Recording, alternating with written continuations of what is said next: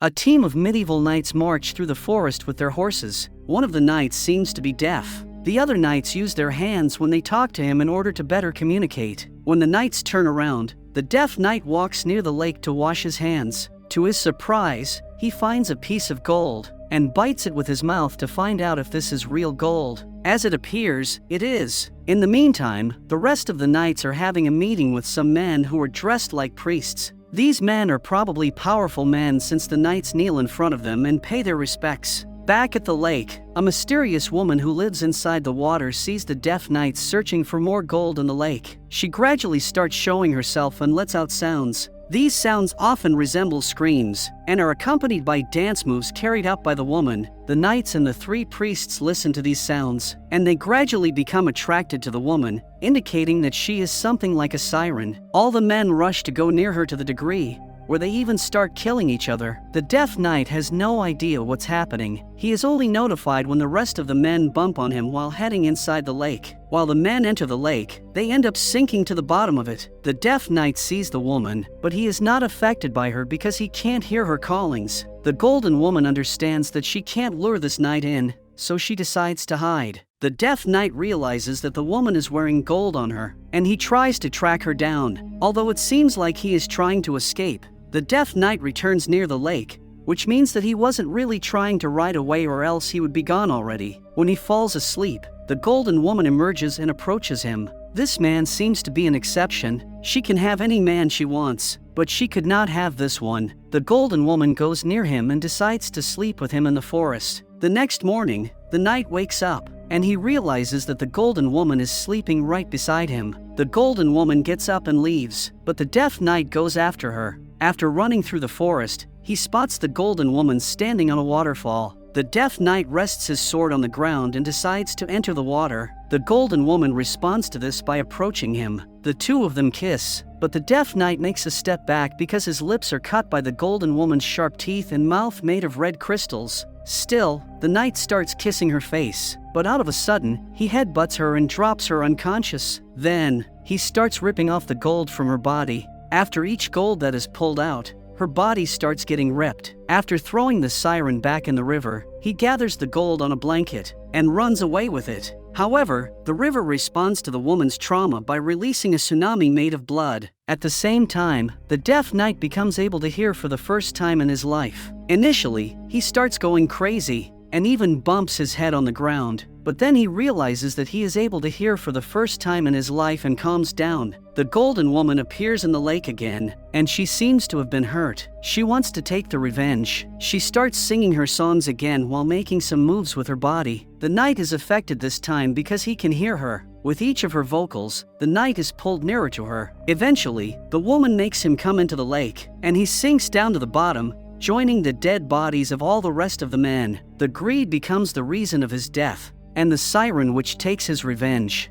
The next episodes begins on the ship. The crew of the ship knows that they are going to pass through an area of extreme danger. Their fears are affirmed when a giant creature resembling a spider crab jumps onto the ship and starts eating them. The men try to fight back, but the creature does not receive any damage from their weapons. Eventually, the giant crab grabs one last sailor and makes a hole in the ship. Jumping to the bottom deck, the sailors gather around and decide to leave it to Luck, who is going to do what they have to do. The shortest pin is pulled by a big strong guy, but he does not like that. So he says that Luck just showed he is going to be their new leader. He and the rest of the crew bully a thin man and push him to go to the lower deck. The man descends a staircase and the crab tries to attack him, but it gets blocked from the door frame. The crab uses one of the men it has taken as a channel of communication. It says that it likes to eat meat, and it wants the sailors to take it to an island. The thin man tells the crab that he needs to stay alive and intact if he is to take the crab to its destination. Then,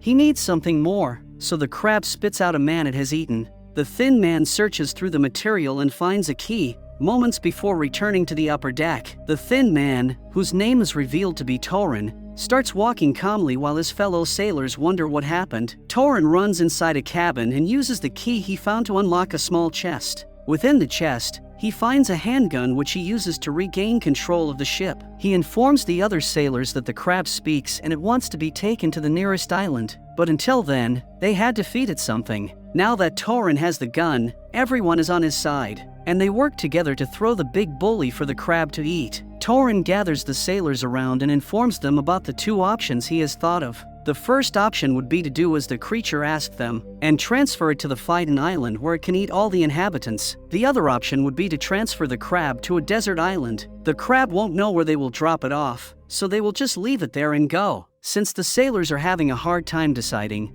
Torin tells them that they will vote and each vote will be of equal power. Once the sailors vote, Torin takes some time to count the votes, or that is what everybody thinks he is doing. When he walks outside, he says that he has marked the papers and knows what everybody voted for. Two sailors among them are cowards, and they voted to drop the crab to Phaidon Island in order to save themselves. Since he does not like that, he just kills them and feeds them to the crab. Since the crab is having two people to eat, he hopes that it will not be hungry again soon. Later, Torin is busy using the binoculars to figure out their course. A man from the crew tries to sneak up on him, but Torin hears the rusty sounds of the wood and points his handgun at the man. The man claims that the rest of the crew made him do it, but Torin is also interrupted by the crab calling for him. When Torin walks to the bottom deck, the crab says that it is very hungry. Torin lies and says that they are close to reaching Phaidon Island. However, he did not expect to see a bunch of smaller crabs, which means that the big creature just gave birth. The crew becomes increasingly worried after this new revelation, but Torin tells them to stay on course. He goes to sleep and instructs the others to wake him up when they are close to the desert island. During the night, the crew breaks into his cabin and starts stabbing him in his sleep. But as it seems, Torin has been expecting this. The only thing the crew managed to stab is his pillows. Torin starts shooting them from behind and eventually kills all of them. Only one man has survived in a big chest, claiming that he did not want to participate in Torin's assassination. He helps Torin throw the bodies to the bottom deck and the creatures start eating. Once Torin is done, he tells the remaining man that he lied about the vote. He had not marked the papers, but he saw that everybody had voted to drop the crab to Phaidon Island. Soon, the time comes for Torin to play his final tactic. He walks down to the lower deck and tells the creature that they have arrived at their destination. When the creature appears, he starts saying that Jabal sharks, the sharks that he and his crew have been fishing for, do not offer them good meat or good skin for making clothes. However, they are rich in oil. Torin slits two barrels open and then shoots a lamp, causing a fire on the ship. As he runs away to save himself, the crab tries to kill him, but it is having a hard time escaping the bottom deck. Torin jumps into the sea as the ship is ablaze, and finally makes it to a boat. As intended, he saved thousands of humans' lives, and defeated the crab along with its babies. This episode begins with a kill team that is standing on the mountains and waiting to make their first move. They crack jokes with one another, while the staff sergeant is trying to communicate with another team. The center of operations had sent two teams to look for the target. The problem is that the sergeant has not been able to communicate with the other team for 50 minutes. He decides that it is time to make their first move and informs the rest of the crew that they need to climb 500 meters up. The team starts climbing, and they finally make it to the top. While they explore, they find the dead bodies of the other team. They wonder who killed them, but their curiosity is going to be answered when they see a technologically modified grizzly bear. The soldiers open fire against the bear, but it seems like bullets are not enough to harm it. At some point, one of the soldiers gets his knife out and decides to attack the bear. He jumps towards it, but the bear catches him in midair. He still tries to stab the bear's nose, but he is literally split in half. One of the other soldiers feels frustrated, and he empties his rifle on the bear while he tactically moves near it. Unfortunately for him, his rifle runs out of ammo just when he is near the bear. The bear kills him instantly. The team seems to have no way of fighting this bear, but a sudden white noise drives the bear crazy and it runs away. A guy named Morris appears and tells the team to follow him. The team does not trust him because they do not know him, so Morris starts telling them what he knows. This bear was genetically modified by the CIA to fight against the Taliban. It is like having a tank with a fur. Bullets can't hurt this creature because it has been enhanced with a bulletproof gel under its skin, but not even grenades can hurt it. Morris and his team had this bear on their side yesterday night, but the bear started acting strangely and ate all of his men. Morris is carrying a little machine that produces white noise, so the team wonders if that thing is enough to kill the bear. Morris replies that this machine does nothing, it just causes the bear a minor headache. The team follows Morris to a secret location, Morris is looking for a secret hatch that leads to a hidden CIA base, but that hatch is so secret that he is wasting time until he finds it. Soon, Morris and the team make it inside the base, but they see the bear has already been there. Everyone is killed. Morris takes the remaining members of the team to a locked room full of weapons and tells them to get whatever they like. Additionally, he lets a little puppy robot out of its container. Mace from the team initially says that he hates these science experiments that the CIA is doing, but afterward he starts liking the puppy robot. When the team is ready, they take their positions. Morris grabs a computer and presses enter to open a gate. The team is ready for the bear, waiting with their bazookas and RPGs, but the bear is not coming. A few seconds later, the bear smashes the wall behind them and grabs Morris. The team starts scattering, but the puppy robot attacks the bear. Even though it delivers some damage, the bear always recovers and smashes the robot. Mace is really sad when that happens. The soldiers are now cornered, and they hit the bear with everything they have. Eventually, they start screaming as they realize that this thing is unbeatable. To their surprise, the bear falls to the ground moments before reaching them. One of the soldiers, Fallen, tries to get his anger up by kicking the bear, but it comes back to life and eats his leg. The two remaining soldiers hit the bear with everything they have, and they manage to defeat it. Mace pops a chewing gum and the sergeant gets scared. This bear has come back to life enough times, so their fear is justified. The sergeant approaches Fallen and tells him to be patient until they get help. However, Fallen knows that he is not going to make it. He asks the sergeant to tell his wife that he slept with her sister. After that, he just dies. The sergeant and Mace are the only survivors, but not for long. The bear launches one of its eyes and it starts beeping like a bomb. So, the eye explodes and burns the whole place down, also killing the two remaining soldiers. The next episode begins. Millions of light years away, a human named Dr. Afriel is having a conversation with a creature. This civilization is located in another galaxy. Although these creatures look like giant worms, they are intelligent and their civilization is more advanced than humankind. Afriel thanks the creatures for their help. His time with them has been very fruitful and the knowledge he acquired was worth the effort. After he leaves them, Afriel travels to another civilization known as the Swarm. This time he is welcomed by yet another human, Dr. Galena, who has already spent some time studying the Swarm. A creature that looks like an insect approaches Afriel and slightly bites him. Afriel gets worried, but Galena tells him to relax. The insect needs to transfer his pheromones to the queen of the Swarm, or else Afriel might be considered a threat. If that happens, he will be killed by the war caste. Galena takes him on a tour around the nest while she also explains some of the processes going on. The Swarm is a perfect system. All the creatures have a role to play and their operations are overseen by the queen.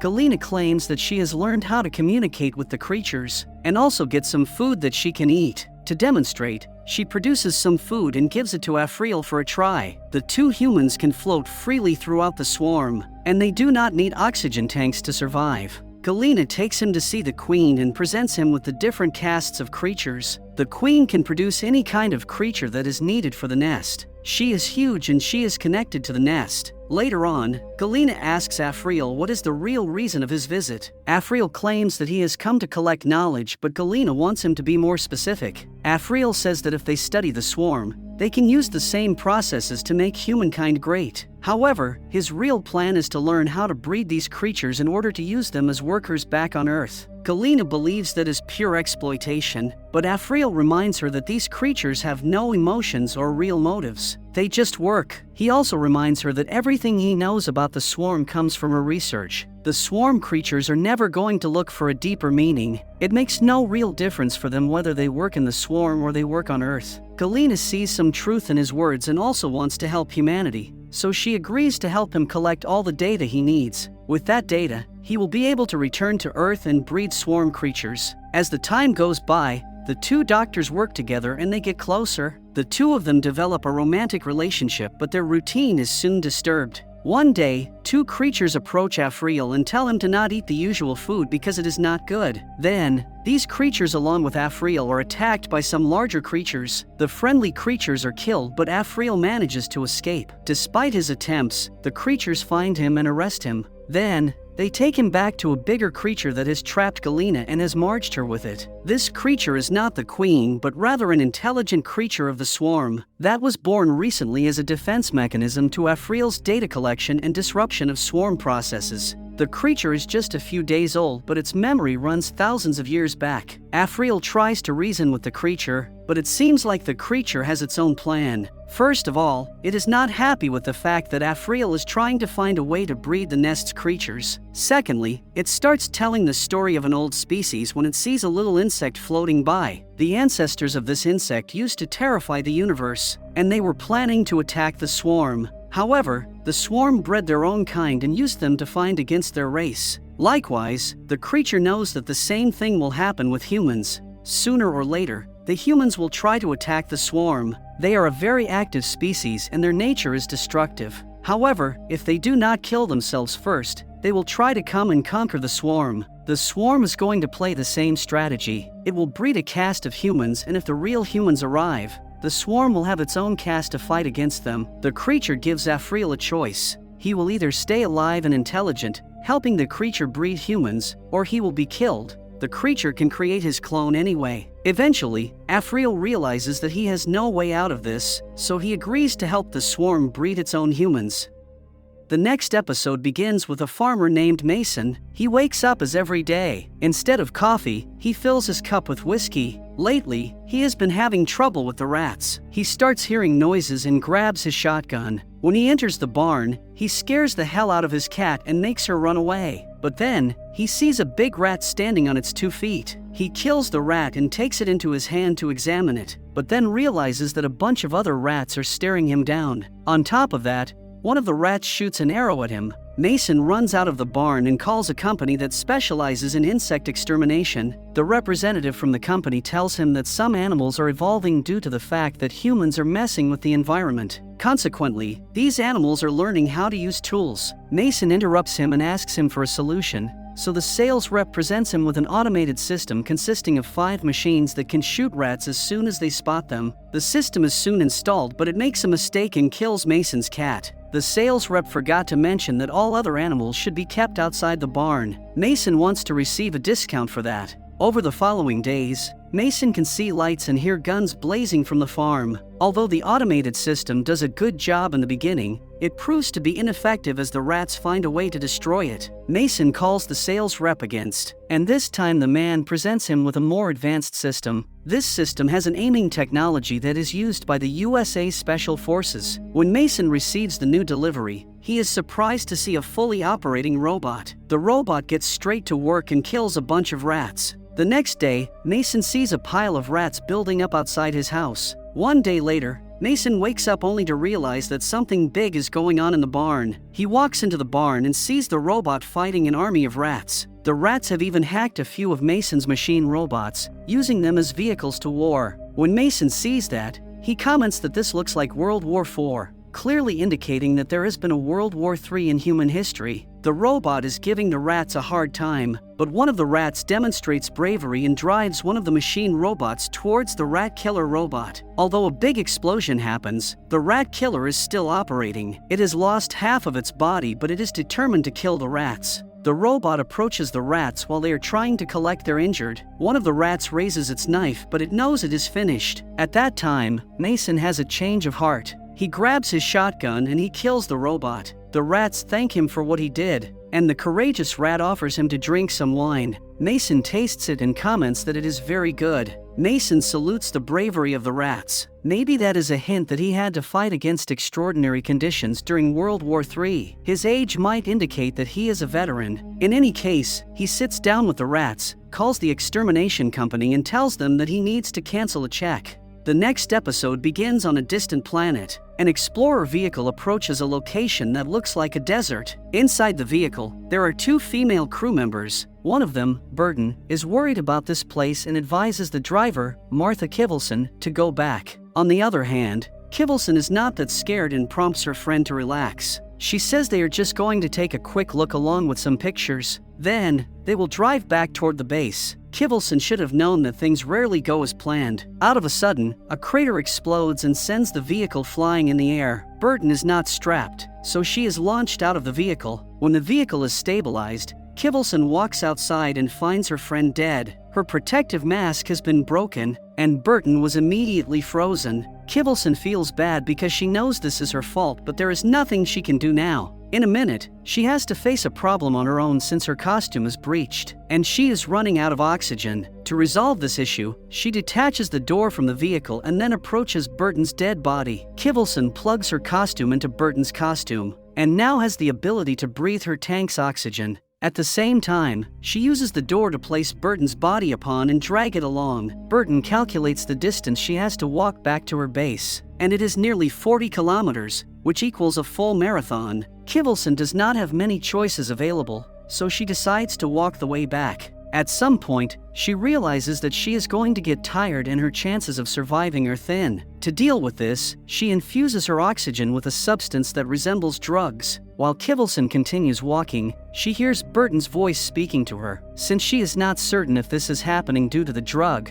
she decides to check on Burton. As expected, she is dead. But while Kivelson keeps walking, the female voice insists on speaking to her, even reciting a few lines from a poem for her. Later, Kivelson sees a giant rock but imagines that this rock takes the shape of Burton and gets up to walk. After she shakes her head left and right a couple of times, she realizes that she is just seeing illusions. The rock is still in its place and it is not moving. Later, Kivelson receives a warning from her suit system that she has around 15 minutes left of oxygen. She also realizes that she has around 15 kilometers to walk and knows that she is not going to make it. She infuses her oxygen with the drug again even though the suit system informs her that the drug might have some side effects. While Kivelson starts walking once more, Burton's voice speaks to her and outlines what this moon is consisted of. As it appears, the two of them came to Io, one of Jupiter's moons. Burton's voice constantly asks her what she thinks of this moon and its composition, so Kivelson finally replies that this moon seems to be a machine. Then, the voice explains that Kivelson's answer was correct. Kivelson switches her suit's view to electromagnetic spectrum and is able to see the electromagnetic wavelengths around. As it appears, the moon is using Burton's dead body as a channel in order to communicate with Kivelson. Kivelson sees that the electromagnetic pulses are concentrating inside Burton's eye, which has been injured and open like a wound. However, Kivelson is tired and falls to the ground. Burton's body gets up and carries her while Kivelson loses her senses. A few minutes later, Kivelson wakes up alone with just a minute's worth of oxygen available. She asks the moon where Burton went, and is informed that her friend jumped into the electromagnetic sea in front of her. Io explains that Kivelson should jump as well. Her physical body will be destroyed, but her consciousness might live forever. Kivelson has no other choices anyway, but before she jumps, she asks Io what is her purpose. Io replies that her purpose is to get to know Kivelson. After that, Kivelson jumps into the electromagnetic sea and her body starts decomposing. She merges with the moon. Finally, we are hinted that Kivelson is still alive, as her voice tries to communicate with the nearby space station sent by the humans.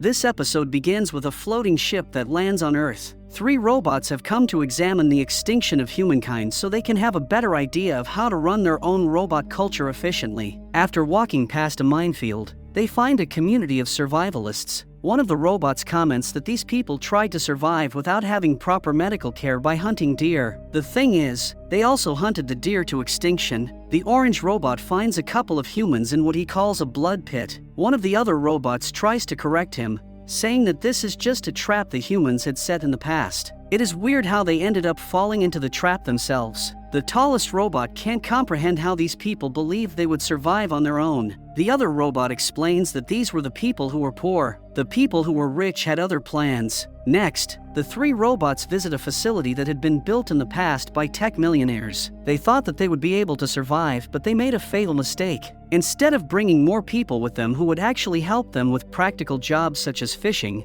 they established an automated system. When the 3 robots enter what used to be a bar, they summon a 3D image of an AI system. The female-shaped system introduces herself as Helena while one of the robots pretends to be a human. The robot asks Helena if she can do some fishing for them, but the hologram tells them to do their own fishing. The orange robot has a moment of realization and walks outside. It assumes that this is where the robot revolution happened. Humans treated robots harshly and the robots killed humans in return. As they walk outside, The tall robot proclaims that the millionaires would have survived if they were more sociable. All the robots burst into laughter because they know humans had no chance. They had destroyed the environment and they had no fish to eat. Later, the robots visit a shelter that was used by the global leaders to protect themselves when the economy collapsed. Since they ran out of food, they applied something called extreme democracy. Basically, they voted on who would be eaten among them. The one who won the vote and was eaten was the Minister of Agriculture. Lastly, the robots visit a base which was used by the ultra-wealthy 0.01% of humans. Their plan was to escape to Mars by using powerful rockets while they also used weapons to keep the poor people away. The robots comment that humans had all the resources to save the planet they were already in, but they chose greed instead. The orange robot finds some video footage that shows a rocket launching.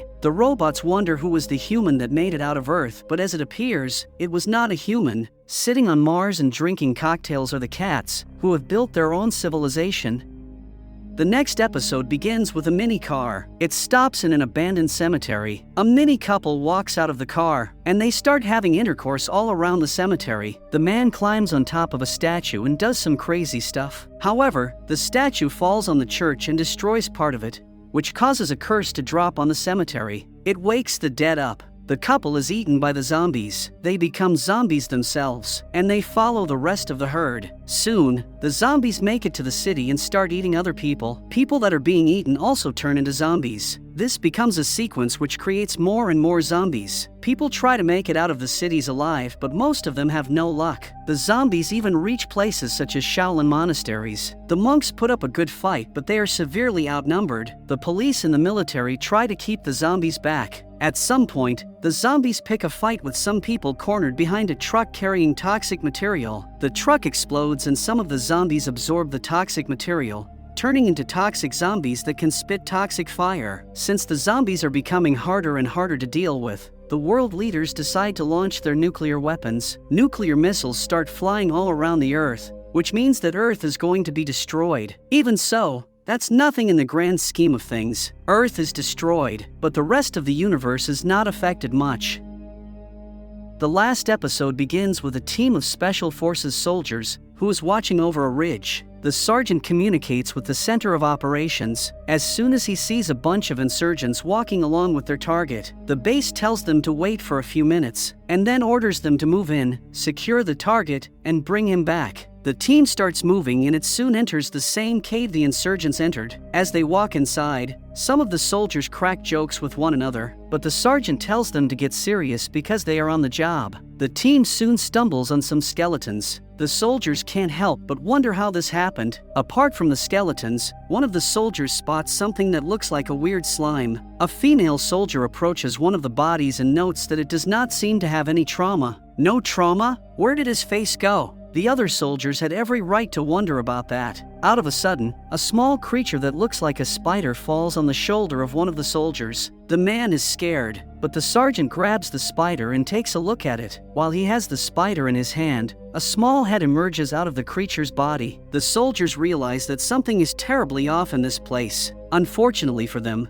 their fears come true pretty soon, when a bunch of spiders emerge from the cave. The sergeant orders everybody to retreat, and the soldiers walk backwards while shooting at the spiders. Nevertheless, half of the soldiers can't make it, and they are eaten by the spiders. The sergeant makes it out of the cave with 2 soldiers, and they notice that the spiders are not following them, probably because they were just protecting the tunnels. The team decides to go the other way since escaping via the same way would be too risky. On the other hand, who knows what expects them on the other side? In any case, the team starts moving, but they now see a bunch of other creatures approaching. These creatures look like alien robots. The team walks backward and they defend themselves the best they can. However, they can't go far away without one of their members being eaten. Eventually, it is just the sergeant and a female soldier that make it to the other end of this place. With minimal ammunition left, they decide to explore and find a huge creature. The creature opens its eyes but thankfully seems to be restrained. However, the alien is able to enter the minds of the soldiers and it talks to them,